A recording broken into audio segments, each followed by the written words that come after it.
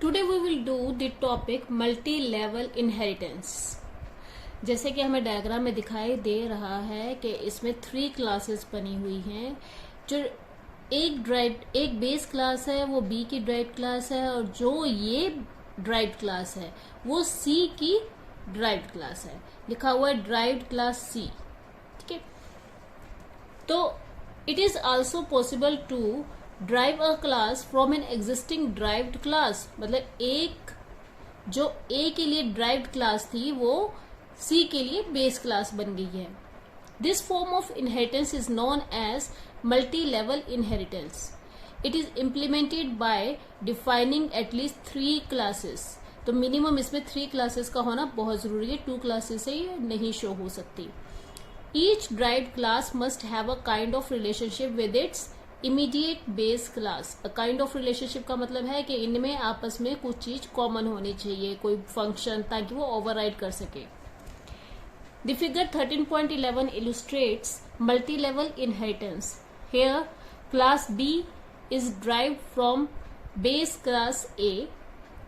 Class B is derived from base class A, which itself acts as a base class for the derived class C. तो class B क्या है? ये derived class है ए से, और ये बेस क्लास है सी के लिए।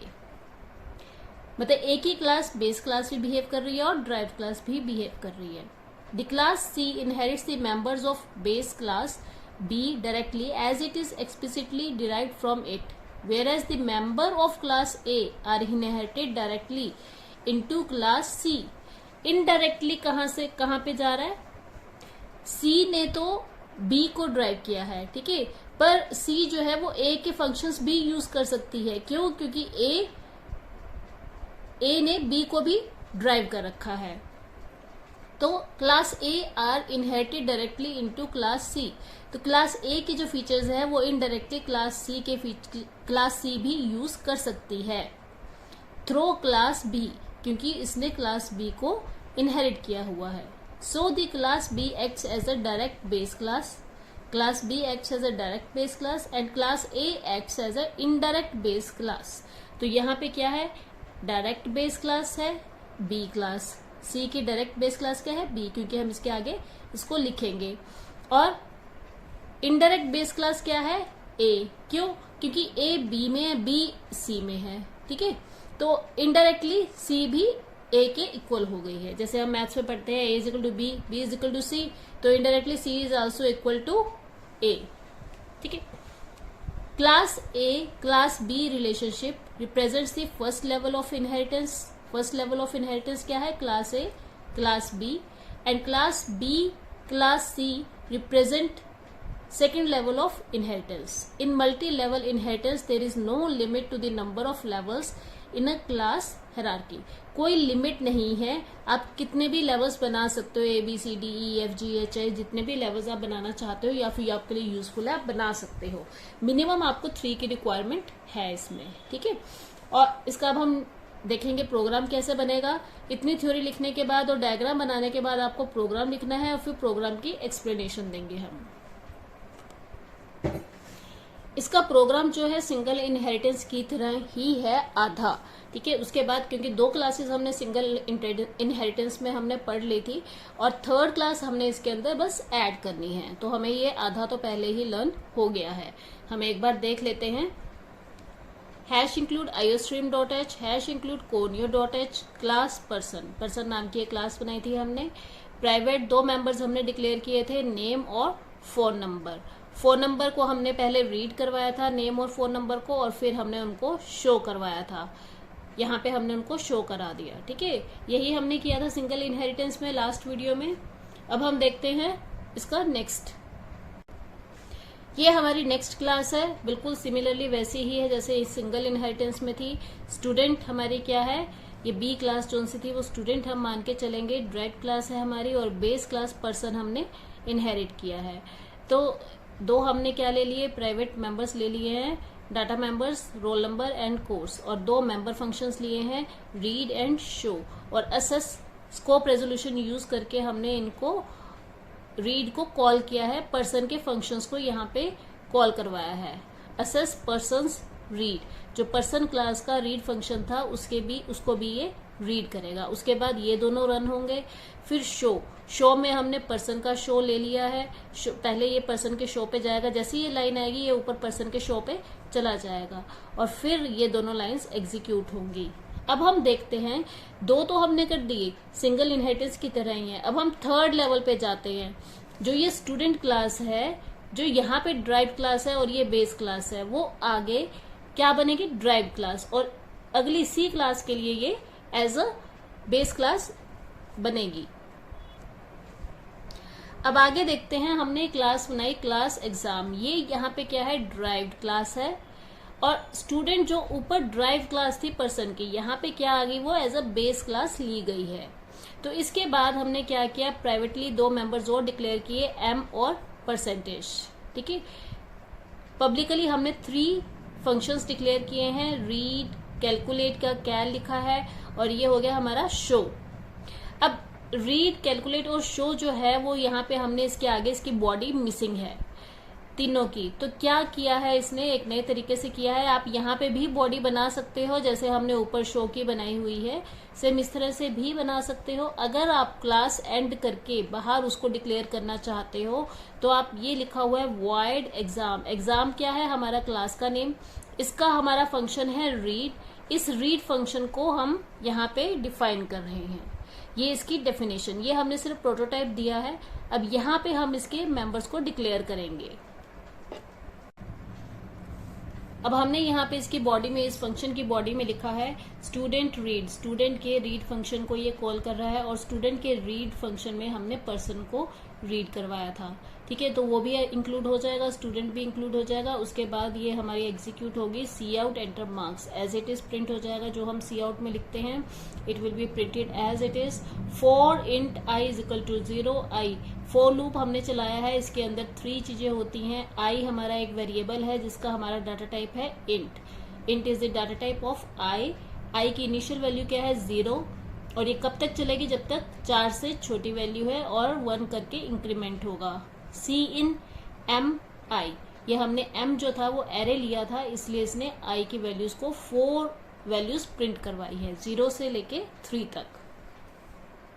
नेक्स्ट हमारा चलेगा एग्जाम। एग्जाम क्या थी हमारी, थर्ड क्लास, उसका हमने फंक्शन लिया कैलकुलेट, क्योंकि इसके तीनों फंक्शंस की हमने सिर्फ डेफिनेशन डिफाइन किया था हमने, वहां पे इसकी डेफिनेशन नहीं दी थी, मतलब बॉडी नहीं बनाई थी, तो ये हम बाहर बना रहे हैं। अब स्कोप रेजोल्यूशन हमने यूज किया, फिर से इसमें हमने क्या किया, एक वेरिएबल लिया है, उसका डाटा टाइप लिया है total marks is equal to 0, 0 value initialise करवाई है, फर्स्ट वैल्यू जो है वो 0 है, क्योंकि हम यहाँ पे टोटल को प्लस कर रहे हैं, तो फर्स्ट वैल्यू 0 प्लस हो जाएगी। इसका मतलब क्या है, total marks is equal to total plus M I में जितनी भी वैल्यूज हमने इनपुट करवाई हैं वो सारी यहाँ पे आ जाएंगी। यहाँ हमने इनपुट करवाया है सी इन एम की वैल्यूज, और यहाँ हमारी एक एक करके इनपुट वैल्यूज जो है वो प्लस हो रही हैं। फॉर लूप चला है क्योंकि एरे है, 3 वैल्यूज को हमने प्लस किया है।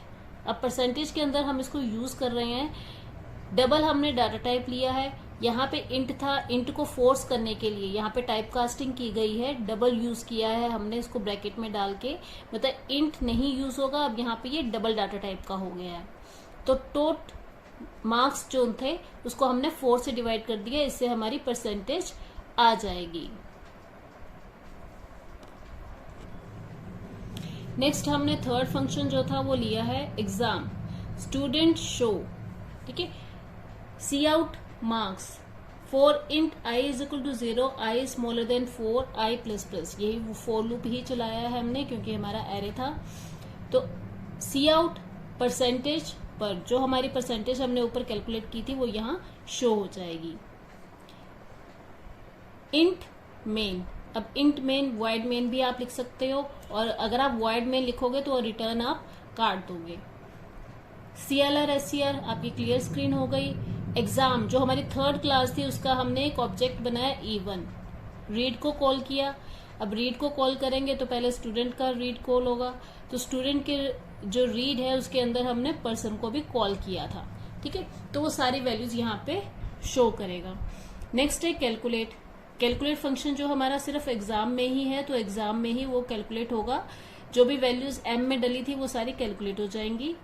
फिर हमारा है शो। अब शो जब आएगा, शो हमारा तीनों क्लासेस में बना हुआ है, तो पहले एग्जाम वाला शो चलेगा, फिर स्टूडेंट वाला चलेगा और फिर पर्सन पे उसका कंट्रोल जाएगा। तो पहले पर्सन वाला रन होगा, ठीक है, क्योंकि हमने एग्जाम के शो में जो फर्स्ट लाइन लिखी है वो हमने क्या लिखा है, स्टूडेंट का शो। जैसे ही वो स्टूडेंट की शो वाली लाइन आएगी वो स्टूडेंट पे जाएगा, ठीक है। स्टूडेंट के शो फंक्शन को वो जैसे ही वो रन करेगा तो उसके अंदर उसने फर्स्ट लाइन लिखी हुई है पर्सन वाली, ठीक है। तो पर्सन की जो फर्स्ट लाइन है वो पर्सन क्लास की तरफ ले जाएगी, और पर्सन क्लास में जितने भी दो फंक्शंस हमने, जो दो वेरिएबल्स हमने डिक्लेयर किए थे, पहले उनको शो करेगा, फिर स्टूडेंट के अंदर जो दो वेरिएबल्स डिक्लेयर किए थे उनको शो करेगा, फिर जो एग्जाम के अंदर दो वेरिएबल्स है उनको शो करेगा, ठीक है। ऐसे हमारे जितने भी हमने वेरिएबल्स डिक्लेयर किए थे उनकी वैल्यू शो हो जाएगी। उसके बाद गेट ch, मतलब आपका फंक्शन जो है वो बंद हो गया है।